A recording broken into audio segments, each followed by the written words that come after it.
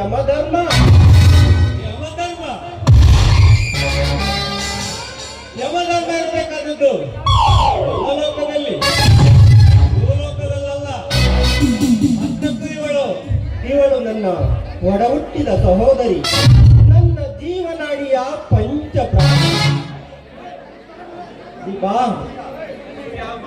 ಸೂರ್ಯ, ಮತ್ತೊಮ್ಮೆ ಇವಳಿಗೆ ಪಾಠ ಕೊಟ್ಟರೆ ನಿನ್ನ ಪಾಲಿಗೆ ನಾನಾಗಬೇಕು ಜಯಂಕಾರವ. ಬರೆದು ಬಿಡು ನಿನ್ನ ಬಾಪು ಪ್ರೇಮ, ಒಳುವಳಿಯಾಗು ನೀಡು ಪ್ರೇಮ. ಇಲ್ಲ ಮಾತನ್ನು ತೋರಿಸಿ ಲೋಕದ ದಾರಿ.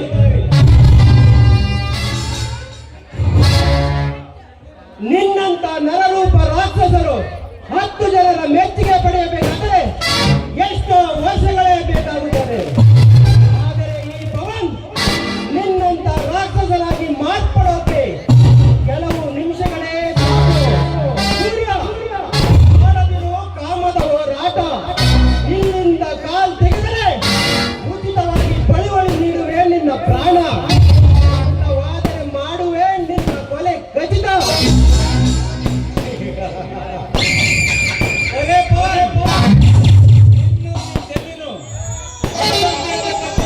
ಸೂರ್ಯ ಸಿಗೋಡ್ರ ನೀನು.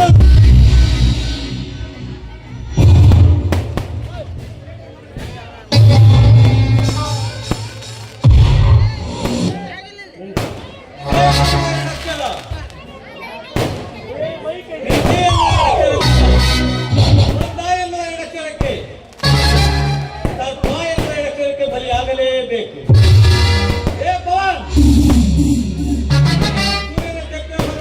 ಸಾಧ್ಯ ಇಲ್ಲ ಮರಿ. ನಾ ಬಹುದಿನದಿಂದ ಗುರಿ ಇಟ್ಟ ನೀನು ಬೇರೆ ಬೇಗಂತೂ ನಮ್ಮದು. ಒಂದಲ್ಲ ಒಂದು ದಿನ ನೀನಾಗಲೇಬೇಕು.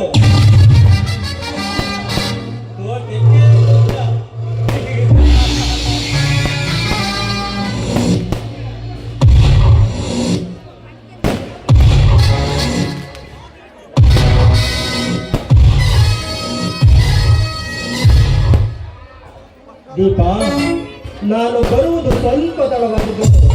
ಈ ಚಾಂಡಲನ ಕೈ ಹಿಡಿತ ಸ್ಥಿತಿ ಯಾಕಬೇಕಾಯ್ತಲ್ಲಮ್ಮ. ಹೇಗೋ ಆ ದೇವರು ನನ್ನನ್ನು ಕರೆದಂತಿದೆ.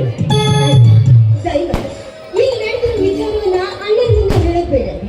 ನಮ್ಮ ಶ್ರೇಷ್ಠಿಗೋಸ್ಕರ ಹಾಗಲ್ಲ ರಾತ್ರಿಯಿಂದ ಬಿಡುತ್ತಂತ ಈ ವಿಚಾರವನ್ನ ಹಾಗೆ ಹೇಳಿ ಅವನ ಮನುಷ್ಯನನ್ನು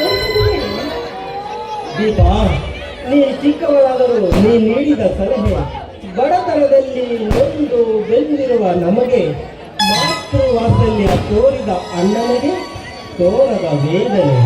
ದೀಪಾ, ನೀನು ಸುಖ ಸಂತೋಷದಿಂದ ಬಾಳುವ ಈ ಮನೆಯಲ್ಲಿ ಸದಾ ನಗು ಸಂತೋಷ ಇದೇ ತುಂಬಿರಲಿ ಎಂದು ನಿಮ್ಮ ಅಣ್ಣನ ಮನೋಭಾವನೆ ಅಲ್ಲವೇ ದೀಪಾ?